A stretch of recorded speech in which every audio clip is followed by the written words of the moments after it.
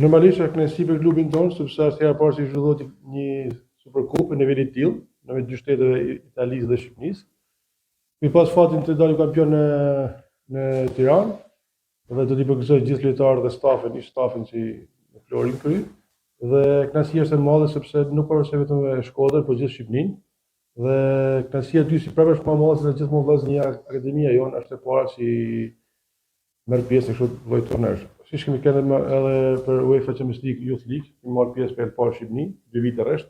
Kjo është një kënaqësi dhe një privilegj me thënë drejtën i madh për ne, si akademi për Shkodrën. Do t'i falenderoj shumë, vallë parë edhe Gjonin dhe Vanesën, dy shkodranë të mirë, që kanë bërë mujtën vjetë këtë kupë dhe po ashtu presidenti Tafej që bëjnë mujtën për një kostë jo të vogël financiar, se na të marrin pjesë në këtë eveniment shumë të rëndësishëm. Mendoj se nuk është thjesht një ndeshje futbolli. Kjo është diçka më tepër. Është diçka më tepër sepse janë dy kultura, dy vende mik, ku me thënë drejtën, Gjenova është një komunitet shumë i madh shkodranç dhe jemi shumë të kënaqur sepse kemi pas shumë telefonata që dojnë me ditë orarin dhe takimin që do zhvillohet dhe jam i sigurt se ky një shtet i jashtëzakonisht madh nga komuniteti jonë shkodran dhe shqiptar në Itali. Me çfarë pretendim me shulton vllaznia në këtë Superkupë? Ka që na e rëndësishme është që marrim pjesë në pretendimet tona gjithmonë për me kanë fitu kampionatin, fitu kupet, çdo që tjetë përpara, por dihet sepse Gjenova është ekipi kampion në Itali, po do të japim maksimumin tonë.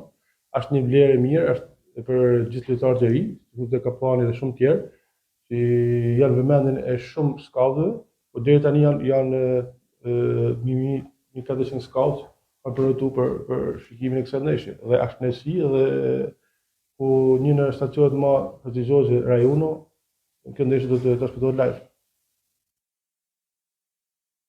Delegacioni sportiv shkodran do të ketë edhe takime, patjetër takime pune për shkëmbimin e përvojave. Normalisht kemi një ftesë zyrtare nga kryetari i bashkisë, Darigës, dhe është nësi për ne që me udhëton presidenti dhe sekretari i klubit. Ky pas parasysh rëndësia shumë e madhe e këtij eventi dhe si thash më parë jo që Shkodra të Shqipërisë.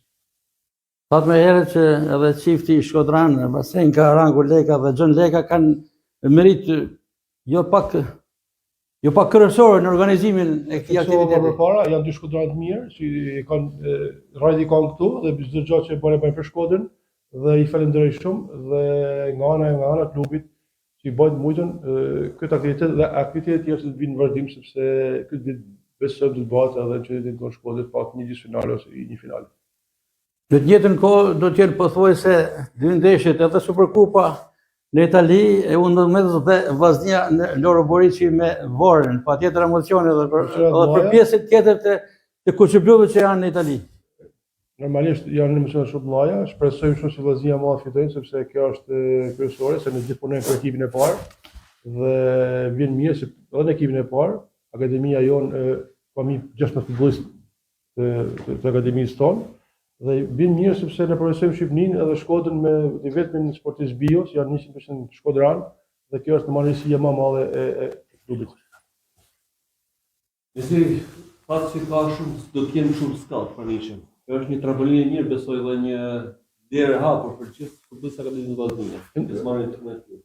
Që në finalen e vjet në Tiranë dhe janë 5-6 lojtarë që janë të gëtum nga skaut dhe huj që do t'i shikojnë live nga ekipin Fakmia Italis, por nuk do t'i vë presion asnjë nga këta lojtarë, sepse është një ndeshje miqësore, është një ndeshje e qetë, ku çdo lojtar do t'i japin më të mirën e vet, sepse fundit për këtë shërbim si të provojmë të rit dhe sa më mirë në arenën kombëtare.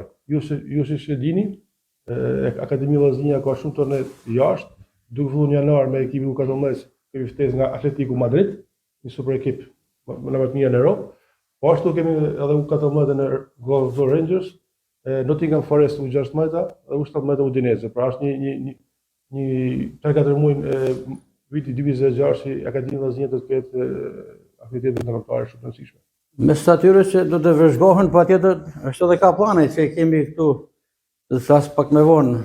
Cilësitë e kaplanit tashmë kanë marrë vlera. Jo vetëm Kaplani, por është gjithë lojtarët që janë të ekipi U19, është një brez shumë i mirë, 2007, 2008, 2009. Kemi edhe lojtarë 2009, 2010, që janë lojtarë premtues, të dy lojtarë të kombëtarës U17, Dur Lejda dhe Halili, plus lojtarë që janë pjesë e akademisë tonë. Gjithë lojtarët e rëndësishëm, por Kaplani është lojtari joni me kontratë dhe besoj se sa më shpejt do të bëjmë ekipin e parë të Vllaznisë.